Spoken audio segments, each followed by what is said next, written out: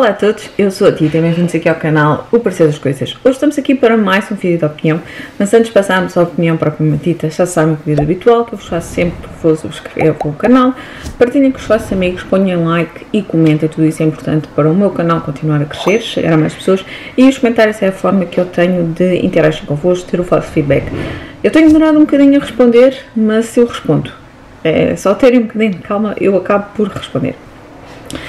Relembro também que deixo cá em baixo os links de afiliado, o que Ibertrampa para vocês não tem qualquer tipo de custo extra, é uma forma de apoiarem aqui um bocadinho o trabalho que eu tenho desenvolvido ao longo destes anos todos da Booktube. Os dois livros de hoje são dois livros de duas autoras portuguesas. O primeiro que vos tenho para falar é então Inês de Castro, de Isabel Setúbal. Eu gosto muito dos livros de Isabel Setúbal e, portanto, desde que este livro saiu, eu estava muito curiosa. Quem não conhece a história de Pedro e Inês de Castro, Inês de Castro nunca foi assim muito bem vista na história, ela está por ser considerada aqui a amante de Dom Pedro, enquanto ele ainda era casado também ainda com Constança, dizia-se que era uma das saias dela. E analisando aqui um bocadinho também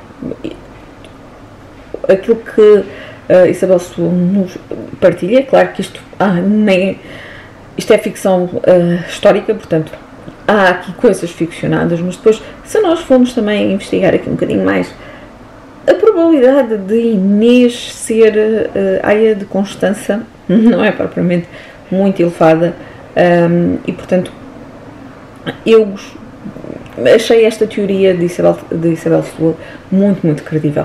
É conhecida também por ter sido assassinada, amando do pai então de Dom Pedro, Dom Afonso IV, à frente dos seus 3 filhos pequenos. E também resta a história que depois, quando Dom Pedro subiu então ao trono, decidiu coroar Inês de Castro, que já tinha morrido há uns 2 anos, se não me falha a memória, e que tinha obrigado ao bechamel e tudo, e que dos 3 assassinos, 2 foram conseguidos, foram apanhados, e um foi arrancado o coração pela frente e o outro foi arrancado o coração por trás. O terceiro conseguiu fugir e depois, na altura mais da sua velhice, Dom Pedro acabou por doar. E nós temos então aqui esta história não só de amor entre Pedro e Inês, que é uma história de amor muito conhecida, lá está, na nossa história de Portugal, apesar de ter aqui este papel um bocadinho ingrato aqui da parte de Inês, mas neste livro Isabel Setúbal dá-nos então aqui uma visão, uma teoria que a mim pareceu-me que faz todo o sentido. E a forma como as mulheres naquela época eram completamente manipuladas,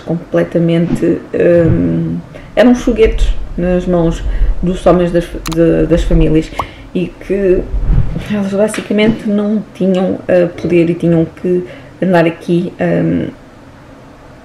em jogos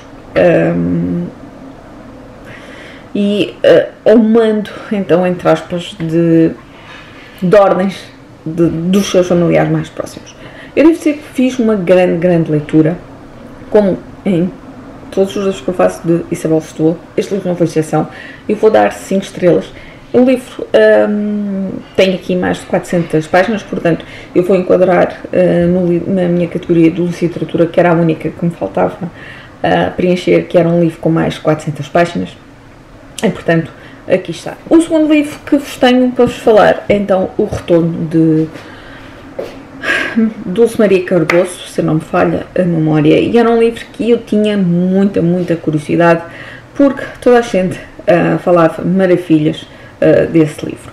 Nós temos aqui a história contada através então aqui de um narrador, que é o Rui, é um adolescente, e que pertence a uma família de 4 pessoas, portanto, pai, mãe, ele e uma irmã, e que em 75 se vêem então obrigados a regressar a Portugal. Ele e a irmã já nasceram lá, a mãe foi para Angola para casar com o pai, e portanto eles vêm para a metrópole e é a história dele a contar o seu ponto de vista, a sua realidade.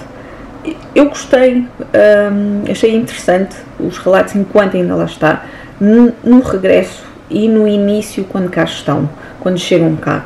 Não foi fácil para estas pessoas, os retornados, regressarem então a Portugal. Só podiam regressar com uma mala, tudo o resto tinha que ficar nos países. E depois cá também muitos deles não tiveram o apoio da família, e foi complicado. Eu gostei dessa parte, eu gostei daquela parte inicial, lá está, quando eles chegam, o impacto, o que eles passam. Mas às tantas eu achei que a história se repetia muito, e não trazia assim nada de novo. Também o facto de ser narrado apenas por um ponto de vista, aqui do lado do Rui, também não nos dá aqui uma grande ficção.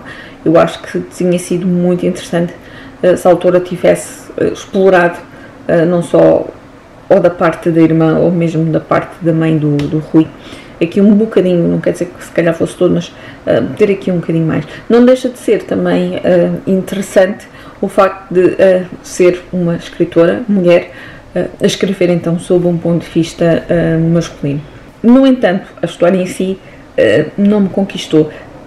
Talvez por eu ir com demasiadas expectativas, porque eu tinha ouvido maravilhas de muita gente que eu conheço que leu este livro e que adorou, e se calhar eu tinha expectativas demasiado lá em cima e não se concretizaram. Eu vou dar 3 estrelas. Foi uma leitura que foi agradável dentro do tema, apesar de esta repetição também não foi algo que me retirasse então assim todo para seguir a leitura, não, mas efetivamente não foi uma leitura que me arrebatasse, e eu estava à espera que fosse uma daquelas leituras que me enchesse as medidas. Eu vou então ficar por aqui. Digam-me se já leram algum destes 2 livros, o que é que acharam, se concordam comigo, se não concordam comigo. Se calhar aqui a opinião do retorno, a minha opinião é um bocadinho se calhar controversa, mas pronto, é o que é, todos nós temos gostos diferentes, faz parte. E digam-me se não leram estes, se leram outros, contem tudo cá em baixo que eu vou gostar muito de saber. Um grande beijinho e até ao próximo vídeo.